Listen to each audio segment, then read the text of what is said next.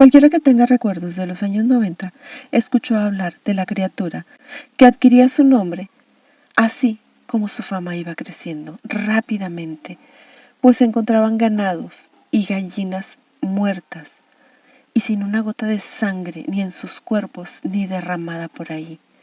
Su sangre solo desaparecía. Estos hechos alcanzaron una fama de proporciones inimaginables. Desde que comenzaron los hechos, se convierten en noticia de primera plana.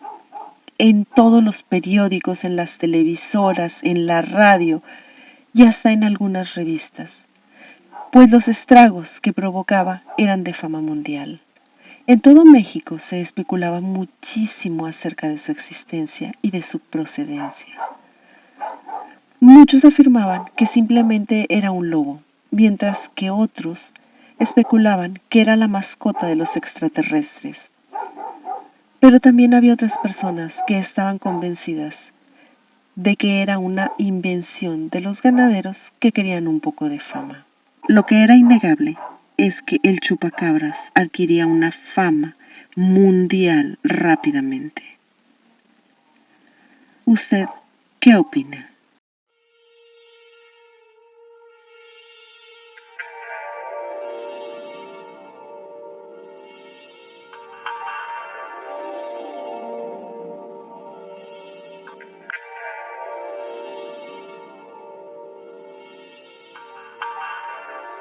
Era tanta la propaganda que su bosquejo ocupaba toda la hoja de los diarios. Estaba representado como un extraterrestre con alas bajo sus brazos. Esta era una versión. Luego esta versión fue reemplazada por muchas otras, como la de un extraterrestre con espinas en la espalda, o un lobo calvo y deforme con cola y cara de rata. Otra era una de un lobo muy grande con ojos rojos y fosforescentes. Algunos se quedaron con una versión humanoide de este personaje. Alguna vez incluso trataron de televisar una trampa para capturarlo y poder estudiarlo y concluir de una sola vez de qué se trataba. Pero esto salió muy mal. Tenía su propia línea de mercadotecnia, había camisetas divertidas sobre él, se vendían pósters, tarjetas, incluso tuvo su propio dulce. Hoy en día, una carretera ciclista en la ciudad de Juárez está bautizada con ese nombre tan característico, el Chupacabras, e hizo una pequeña aparición triunfal en un videojuego de vaqueros. Al menos eso es lo último que se ha sabido de él. Pero con todo eso uno se pregunta, ¿por qué su caso nunca se investigó formalmente? ¿Por qué no se le dio la seriedad que demandaba el tema? El chupacabras se convirtió solo en una leyenda. Pero hay una historia interesante de Ricardo. Lo llamaremos Ricardo. En 1995 Ricardo estaba cumpliendo una sentencia en el Cerezo Estatal. Le habían dado 3 años por robo a mano armada y él estaba casi en las últimas semanas de su sentencia. Ricardo es un hombre muy listo, es muy buen jugador y le gusta mucho aprender nuevas lenguas. Sabe un poco de inglés, de alemán, de italiano y algún otro lenguaje. Él dijo que esa criatura era un demonio y que el día que se encontró frente a frente con él, no sabe ni puede explicar cómo sobrevivió. Cuando él estuvo en la cárcel, tuvo muy pocos problemas con otros internos, pues él era mediano, no era muy alto y no era muy fuerte como para ser buscapleitos, ni era tan pequeño y débil como para ser el payaso de nadie. Simplemente él sabía defenderse. Los guardias del penal le vendían alguna sustancia irregular y a cambio él les pagaba con cigarrillos que él ganaba dentro de la cárcel. Había un custodio que le ayudaba a hacer trampas en el póker. Los dos sabían el lenguaje de señas, lo conocían muy bien y así era como hacían trampa para ganar. Ricardo dijo que su mayor deleite era consumir sustancias ilícitas durante la noche, porque podía arrojar el humo por la reja, y como estaban en una sección lejana a las torres de vigilancia, nadie podía ver el humo. Cierta noche que estaba húmeda y fresca, con un ligero viento proveniente del oeste. Ese día había muchísimas probabilidades de lluvia. Estaban casi seguros de que iba a llover. Él estaba en la ventana de su celda. Dice que apagó su cigarrillo y, como tenía un paisaje hermoso, se dedicó a observar las nubes que venían desde aquella dirección.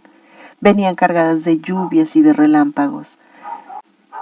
Se veían perfectamente nítidas gracias a la luz de la luna que las bañaba. Él estaba observando las nubes que adquirían un color rosado a medida que se acercaban. Cuando un rayo que parecía nada natural cayó en los cerros. Allá a lo lejos, a la distancia, una sucesión de ese mismo tipo de relámpagos surcó el cielo nocturno que ya estaba comenzando a plagar de nubes de lluvia. Bañaba la zona de esta esencia a tierra y vegetación mojada que le precede. Dijo que vio las luces que no eran nada naturales, como bailaban sobre el desierto, luces que fácilmente podían hacerse pasar por relámpagos, a menos que pusieras mucha atención en su comportamiento y en la frecuencia tan constante con la que aparecían y desaparecían. Después de observar por unos 5 minutos este espectáculo atmosférico, vino un periodo de serenidad. Como algunos dicen, la calma antes de la tormenta, en la que no se escuchaban los truenos, los relámpagos se hicieron menos abundantes y una cortina de agua emprendió su marcha desde los cerros hasta la cárcel. Entonces dijo que muy por delante de aquella cortina de agua venía un animal corriendo a 4 patas a toda velocidad por el desierto. Él lo pudo identificar como un perro, pero un perro más rápido que todos los que él había visto. Obviamente estaba muy lejos, además de que había un muro de 10 metros que lo separaba. Pero él no pudo evitar sentir un escalofrío creciente al irse acercando a aquel animal cada vez más a la prisión. Pues ese animal no avanzaba con el comportamiento errático o nervioso de cualquier animal que busca dónde refugiarse de una tormenta, sino que llevaba la dirección y la velocidad de cualquier depredador que ha encontrado a su presa. El muro se puso en su campo de visión y ya no pudo ver si el perro había cambiado su trayectoria o se había detenido cerca de ahí. Esperó un rato más con la intención de verlo alejarse por donde vino o escucharlo ladrar. Pero pasado ese rato no vio ni escuchó nada más que relámpagos y lluvia cayendo. Entonces se fue a dormir y ya se olvidó del asunto por esa noche. Al día siguiente había un alboroto, pues tenían un protocolo amarillo. Había 3 guardias que desaparecieron durante la noche. Se sacó a todos los reos al patio y se registró todo el penal en busca de ellos. Pero no encontraron nada en todo el día. Todo el día estuvieron buscando y no encontraron a nadie desaparecido. Sabían que no podían haber dejado el penal en su turno, ya que sus cosas seguían en las gavetas, los autos de ellos aún estaban aparcados en el estacionamiento y no se habían registrado en ninguna cámara su salida. Pero no podían estar en ese penal, ya que los videos de seguridad y los guardias de las torres no revelaron que alguien hubiera dejado su puesto. El director del Cerezo exigió apoyo al municipio, pero le respondieron que no podían iniciar un operativo hasta que confirmaran que no era una especie de error del sistema y que los desaparecidos de alguna manera habían abandonado las instalaciones, aunque dijeron que se iniciaría una búsqueda en toda la zona. Pues en caso de que anduvieran por ahí, se abría una línea directa para mantenerse en contacto. Como los reos no podían quedarse en el patio, aún en contra de la voluntad del personal del cerezo y de los custodios, se les tuvo que permitir volver a sus celdas cerca de las 7, ya para anochecer. Ese día no habían podido hacer nada más que estar de pie en el patio e ir a comer y regresar al patio. Ya avanzada la noche, algo despertó a los reos en sus celdas. Ricardo se despertó por el escándalo que se suscitaba en el pabellón, así que se acercó a la reja para escuchar qué era lo que sucedía. En una de las celdas de la orilla derecha se escuchaban ruidos extraños y los reos estaban muy asustados a la otra orilla. Decían que un lobo se estaba almorzando a los internos. Se escuchó otro escándalo, pues vieron a un animal salir de la celda 1918 e introducirse a la celda 1919, casi naturalmente, como si estuviera dando un paseo por la calle. Por lo que Ricardo pudo ver desde su tan limitado campo de visión, no tenía dudas de que ese era el animal que él había visto correr la noche anterior hacia la cárcel. Inmediatamente después se escuchó un gruñido, el grito ahogado de los ocupantes de esa celda, lo que activó los gritos y el pánico general en el pabellón, en todo el pabellón. Los reos comenzaron a gritar y a exigir ayuda de los guardias, pero estos no aparecían por ninguna parte. Había uno en las cámaras de vigilancia, pero estaba encerrado y no dejaba de llamar por walkie-talkie. Estaba visiblemente alterado, mientras que el animal salía de la celda 1919 y se dirigía a la 1920, con la misma posibilidad. Nadie podía salir, nadie, ninguno de los reos podía moverse de sus celdas. Los reos de esa celda intentaron patearlo para evitarle la entrada, pero era muy escurridizo. Ricardo pensó que debería de serlo para poder entrar en un penal de máxima seguridad y quitarle la vida a dos guardias sin que nadie se diera cuenta. Y el animal usó otro espacio entre los barrotes para entrar. Acto seguido se escucharon gritos, golpes y el mismo sonido de estrangulamiento. El escándalo de todos los internos arreció. Ahora golpeaban las rejas, arrojaban papel sanitario en las ventanas, colchas, sábanas, almohadas, para exigirle al guardia que actuara. Ricardo y su compañero de celda habían arrancado una varilla del soporte de su cama y hacían lo mismo que los demás. Quizás ellos dos y sus vecinos eran los más ruidosos y urgidos, pues la celda que Raúl ocupaba era la 1923, a 3 jaulas de donde estaba el animal. El guardia, armado con una escopeta, atravesó la entrada principal hacia las escaleras que llevaban a la segunda planta y, aprovechando que el animal estaba en su interior, introdujo el cañón entre los barrotes de la celda y comenzó a detonar su arma en repetidas ocasiones. Algo terrorífico vio, pues sacó el cañón de la celda y retrocedió poco antes de que el animal saliera y se pusiera frente a él. El guardia apuntó y disparó contra ese extraño perro, pero para sorpresa de todos, el animal, con un solo movimiento, se apartó de la trayectoria del disparo y saltó sobre el cuello del uniformado. Tras unos instantes de locura y de gritos, el oficial cayó muerto. El animal simplemente lo soltó, como si ya conociera ese procedimiento, como si lo hiciera sistemáticamente. Y no se lo comió, solo lo tomó del cuello. Simplemente volteó y vio la celda 1921 y se puso en marcha hacia allá. Los miembros de la celda 1921 eran los dos presos más rudos y temidos del penal. Esa clase de presos con las que no querías compartir la celda, pero con los que quisieras estar en momentos como este. Para cuando el animal llegó a la celda, ellos habían montado una especie de defensa contra él. Habían desmantelado la litera, la apretaron junto con los colchones contra los barrotes de la celda y habían utilizado todas las partes del soporte a manera de retén. Habían sacado sus puñales y una hoja larga, la ondeaban hacia donde tendría que entrar el animal, porque pensaban masacrarlo en caso de que siquiera pudiera asomarse. Ricardo y todos los demás pensaron que esa sería la manera adecuada de contener a la bestia, y estaban a punto de comenzar a reforzar los barrotes de sus celdas de la misma manera, cuando vieron que el animal, de alguna manera, fue muy astuto. Se impulsó por debajo del colchón y se revolvía para hacerse espacio para entrar. No le importaban los puntapiés o los navajazos de los dos presos. Ahí se escuchó un alboroto, cuchillazos, forcejeos, un tremendo ruido en esa celda, pero al final no fue más que lo mismo. Un silencio sepulcral.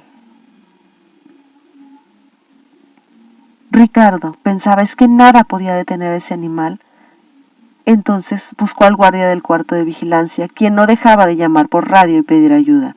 Comenzó a temer que fuera el único guardia vivo en todo el pabellón, y se dio cuenta que, de ser así, ese guardia jamás haría nada. No se arriesgaría a terminar como su colega de la escopeta, y jamás dejaría salir a los presos de sus jaulas, por temor a que se fueran a amotinar para hacerle algo y escapar. Pero tampoco quería verlos morir de a uno por uno. Entonces se dio cuenta, vio su rostro, vio el rostro del guardia y se dio cuenta que era el mismo guardia que le ayudaba a hacer trampa en el póker. Para entonces el animal iba saliendo de la celda 1921 y se dirigía a la 1922. Ahí había un par de presos gays, eran novios. Ellos estaban aterrados, habían hecho su mejor intento para imitar a los de la celda 1921, pero las colchas no eran lo suficientemente resistentes para contener al demonio que pasó por un espacio entre ellas. Gritaron, chillaron, patearon, aventaron colchas por los lugares para que el animal no se acercara, pensando que funcionaría igual que jugar al pinball de Tetris. Los demás les gritaban y les daban consejos, pero no lograban evitar que el animal entrara. Poco a poco se escabullía, aunque esto terminó de poner la idea en la cabeza de Ricardo. Su compañero de celda estaba histérico, estaba tratando de poner la linterna en los barrotes.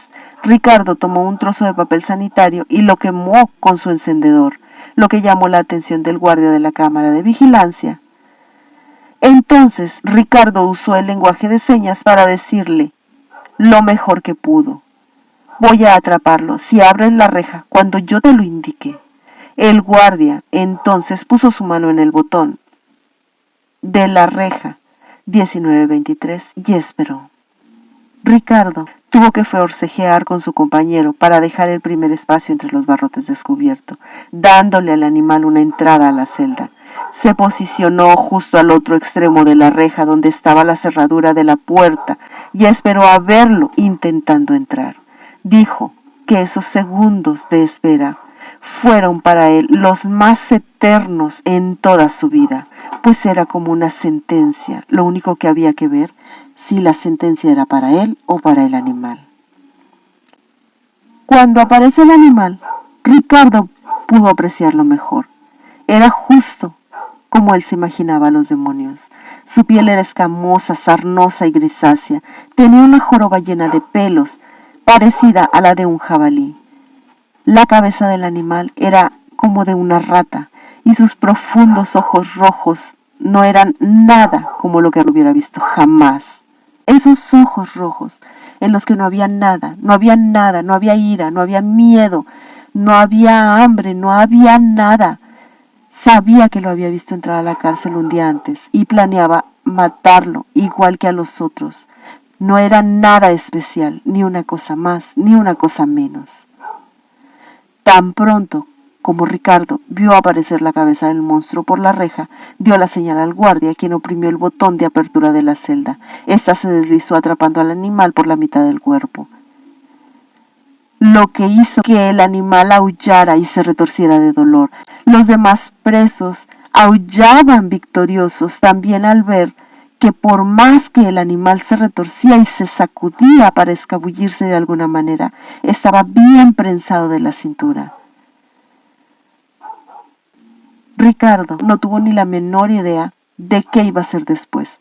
Solo sabía que esos barrotes eran lo único con lo que podían atrapar a ese animal, por lo que puso toda su alma en mantener la reja presionada. Pensó que para tener más apoyo y más soporte debía alargar su cuerpo y mantenerse estirado. Fue una muy mala idea, pues al estirarse, el animal en un movimiento le dio una mordida. Fue solo un arañazo con los colmillos del animal y le dejó una laceración que dejaría una cicatriz profunda. Me dijo que eso le había dolido como nada le había dolido antes, pero que ni aún así dejó de apretar la reja, pues él sabía que ahí estaba su salvación.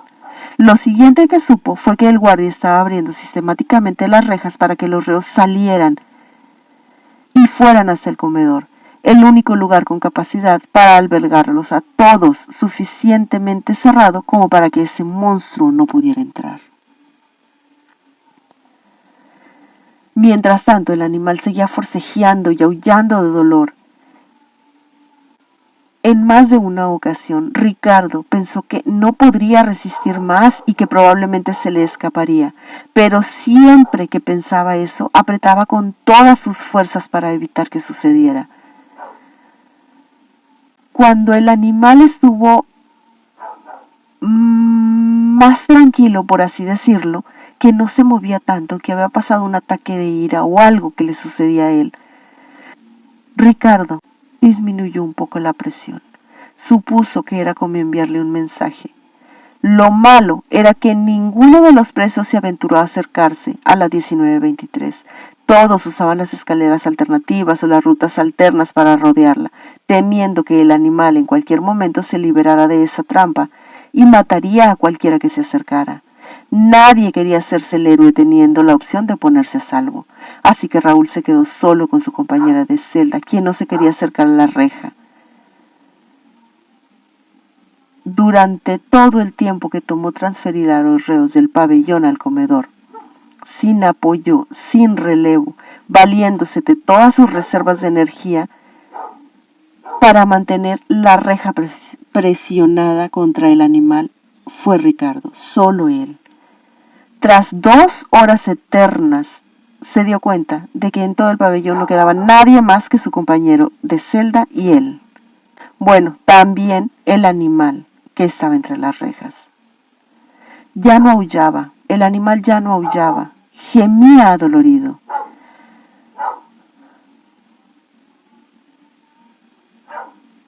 Los 3 habían sido dejados atrás por todos, hasta por los guardias. Se les había dejado a su suerte. Ricardo ya no tenía ni la menor idea de cuánto tiempo llevaba presionando la reja. Se sentía desfalleciendo por el cansancio, el miedo, la inmensa tensión de saberse a medio metro de esa criatura, que lo mataría en cuanto se le acabaran las fuerzas para seguir oprimiéndolo. Y esto no tardaría mucho. En ese estado de adrenalina se concedió el tiempo para contemplar de frente a su rival. La criatura se había agarrotado, pero no podía ver sus ojos rojos, que en cuanto se sintiera libre seguiría haciendo lo que sabía hacer. No se detendría, jamás lo haría. En sus ojos rojos vio que esa era su naturaleza, solo matar. Había estado en sus ojos mientras mataba a los vecinos de celda y estaba ahí ahora. Era para lo que había ido. Pero Ricardo no podía permitirlo. Tenía que escapar de ese lugar. Tomó un rato para reunir valor. Luego le pidió a su compañero de celda que preparara el colchón de la reja y que lo doblara a la mitad. Su compañero replicó que no lo haría, que no pensaba acercarse al animal. Pero Ricardo le dijo que estaba demasiado débil para soportar y amenazó con dejar de apretar. Así que su compañero accedió. Le dijo que con mucho cuidado la colocara en la reja, lo suficientemente ajustada como para mantener presión constante en el cuerpo del animal sin activar su dolor y por consiguiente no activarían su ira.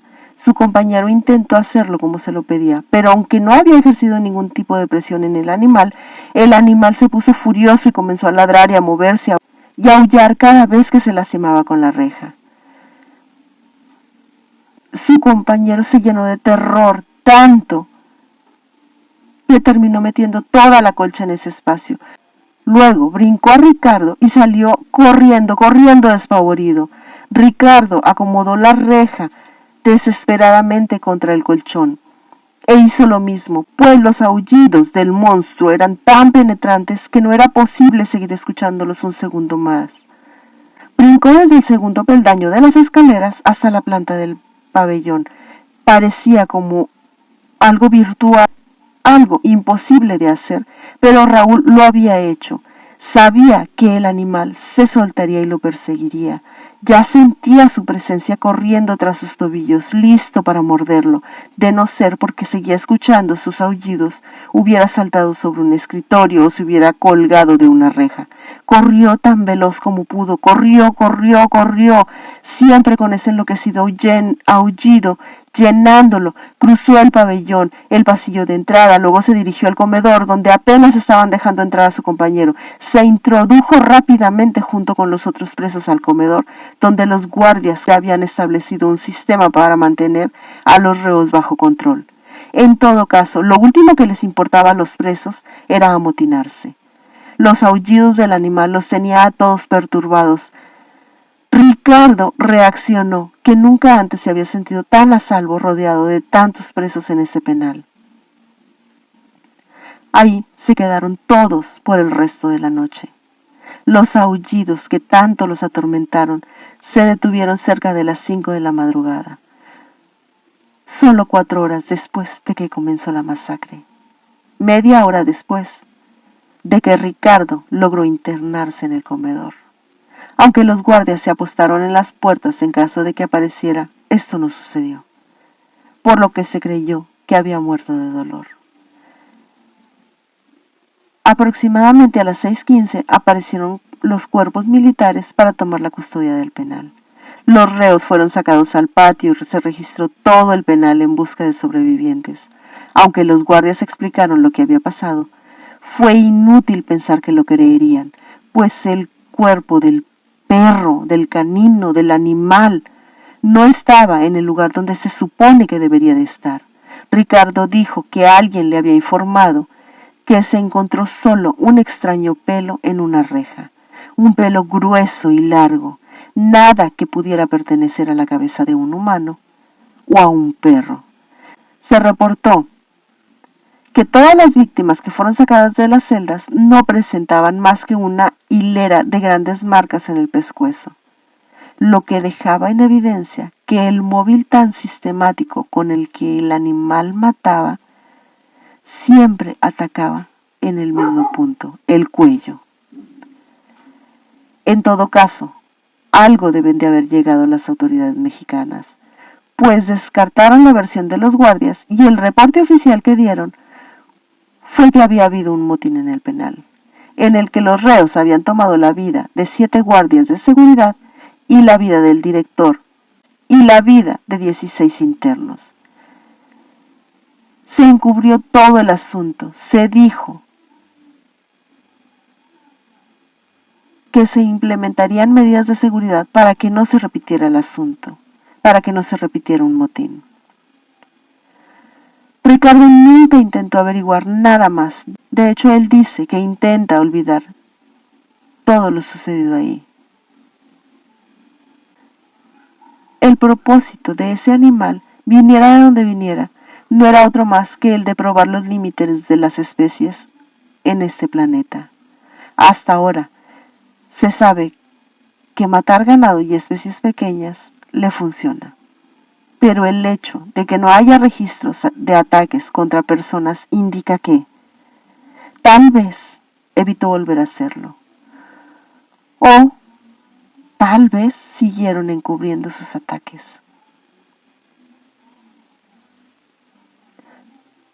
Pero también puede ser tan inteligente que se dedique solo a ataques aislados, que se puedan tomar como desapariciones o como incidentes. ¿Usted qué opina? Me gustaría mucho que dejara sus comentarios. ¿Es algo que encubrieron?